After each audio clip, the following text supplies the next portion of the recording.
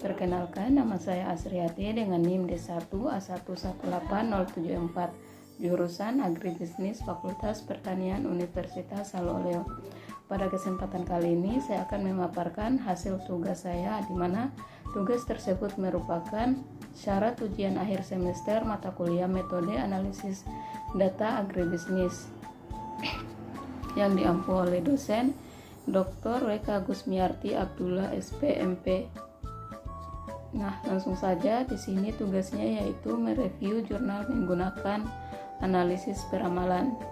Adapun judul jurnal yang saya pilih yaitu analisis peramalan atau forecasting produksi karet atau Hevia Brasiliensis di PT Perkebunan Nusantara 9 Kebun Sukamangli, Kabupaten Kendal. Penulis jurnal atau skripsi yaitu Eko Setiawan, Renan Subantoro, dan Rosi Prabowo. Jurnal tersebut diterbitkan pada tahun 2016. Langsung saja untuk poin-poin yang akan saya bahas pada video tersebut yaitu yang pertama, jenis variabel atau data-data yang dianalisis, kedua, tahapan analisis peramalan, dan ketiga, hasil analisis. Selanjutnya, untuk jenis variabel atau data-data yang dianalisis yaitu yang pertama data series, kedua data jumlah produksi karet, ketiga data aktual, dan keempat data stasioner. Selanjutnya, tahapan analisis peramalan. Di sini terdiri dari 5 tahap yaitu tahap identifikasi, estimasi, evaluasi model peramalan, dan pengukuran kesalahan peramalan.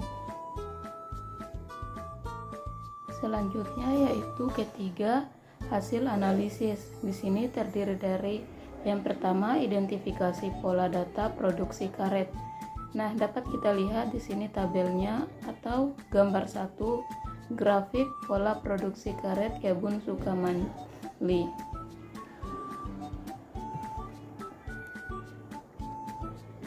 Berdasarkan hasil pengamatan pola series plot produksi karet dan rata-rata, dapat disimpulkan bahwa pola data produksi Kebun Sukamangli mengandung pola musiman yang terus berulang dari tahun ke tahun. Dari grafik plot di atas yang berbentuk, maka pola data produksi Kebun Sukamangli berbentuk tren. Unsur tren dapat terlihat dari awal periode sampai akhir periode yang tidak berada di antara garis rata-rata atau konstan, namun cenderung menunjukkan pergerakan menurun pada tiap periode tahun. Hal ini diperkuat dalam penelitian Thohir 2011. Unsur musiman dapat terlihat dari pergerakan grafik perolehan produksi pada setiap tahunnya, yaitu bulan Februari rata-rata pada setiap tahun cenderung mengalami penurunan.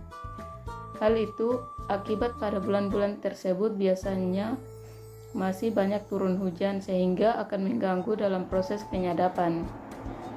Perolehan produksi mengalami peningkatan pada bulan Maret sampai dengan bulan Juni, sedangkan rata-rata pada setiap tahunnya dari mulai Juli sampai dengan bulan Oktober mengalami penurunan. Hal ini terjadi pada bulan-bulan tersebut sudah memasuki musim kemarau sehingga produksi karet berkurang karena kondisi tajuk tanaman mengalami gugur daun, kondisi daun plus dan masih muda, serta kondisi tanah yang kering akibat penguapan yang tinggi.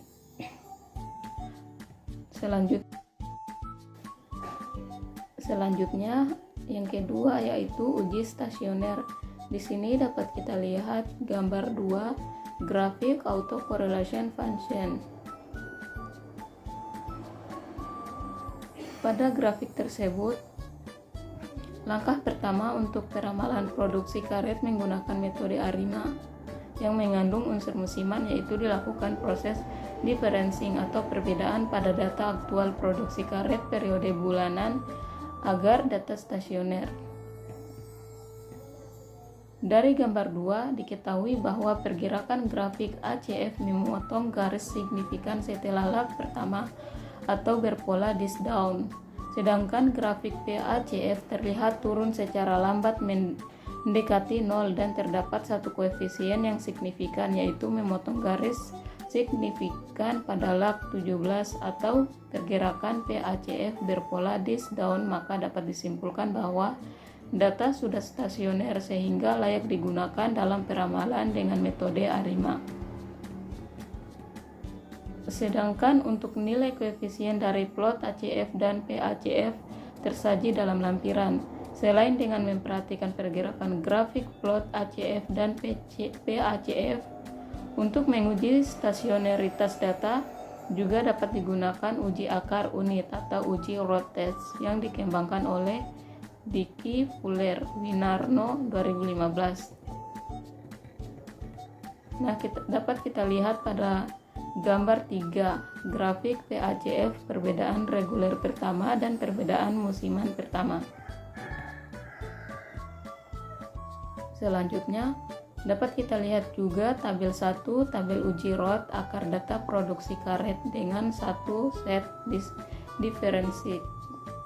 Berdasarkan hasil uji akar unit, pada tabel 1 menunjukkan bahwa nilai kritis pada alfa sama dengan 5% sebesar min 2,998 yang lebih kecil daripada nilai statistik T sebesar min 5,025, sedang dengan nilai probabilitas adalah sebesar 0,0005 yang mendekati 0 atau di bawah alfa sama dengan 5%. Hal tersebut menunjukkan bahwa data sudah stasioner terhadap min pada proses differencing atau D sama dengan 1 dan layak digunakan dalam peramalan metode ARIMA. Selanjutnya pada poin ketiga yaitu estimasi parameter dan pemeriksaan diagnostik. Identifikasi awal dengan melihat plot ACF yang berbeda berpola disk down dan PACF dari proses differencing juga berpola disk down. Hal tersebut mengidentifikasikan bahwa pola data produksi karet kebun Sukamangli mengikuti model tentatif sesional ARIMA atau SARIMA dengan model ARIMA dalam kurung P kecil, D kecil, K kecil dikali P besar, D besar, dan Q besar. Selanjutnya dapat kita lihat poin berikutnya yaitu peramalan atau forecasting produksi karet. Di sini dapat kita lihat berdasarkan gambar 4 hasil peramalan produksi karet kebun Sukamangli untuk tahun 2015, tahun 2016, dan tahun 2017 dalam periode bulan dan triwulan cenderung mengalami peningkatan dari tahun ke tahun. Dan pada tabel 3 dapat kita lihat hasil peramalan produksi karet periode triwulan. Dan gambar 4 pola data produksi karet dan hasil ramalan periode triwulan 1 sampai 4 tahun 2015 sampai tahun 2017.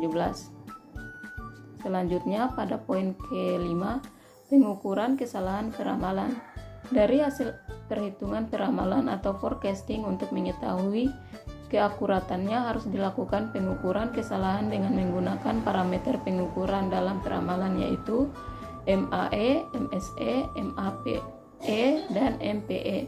Untuk mengetahui peramalan yang dihasilkan valid atau tidak bias dengan melihat nilai MPE yang mendekati 0. Berdasarkan tabel 4, nilai MPE menunjukkan sebesar 0,021 yang artinya bahwa hasil peramalan produksi karet tidak bias karena angka pengukuran kesalahan peramalan mendekati 0. Baiklah, mungkin itu saja yang dapat saya berikan. Semoga bermanfaat. Saya akhiri dengan ucapan wassalamualaikum warahmatullahi wabarakatuh.